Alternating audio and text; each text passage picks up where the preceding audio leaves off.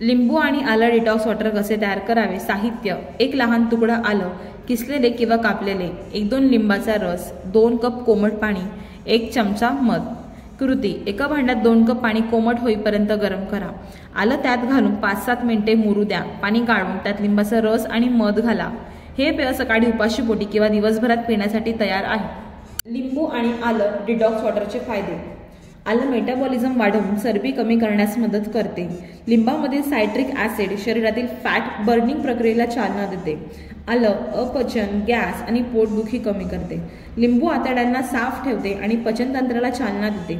लिंबामधील antioxidants आणि आलं हे लिव्हरची कार्यक्षमता सुधारतात, ज्यामुळे शरीरातील विषारी पदार्थ बाहेर टाकले जातात। लिंबामध्ये व्हिटॅमिन सी भरपूर असल्याने शरीराची रोगप्रतिकारक शक्ती वाढते। आलं अँटी इन्फ्लेमेटरी आणि अँटीऑक्सिडंट गुणधर्म असल्यामुळे संसर्गापासून बचाव करते।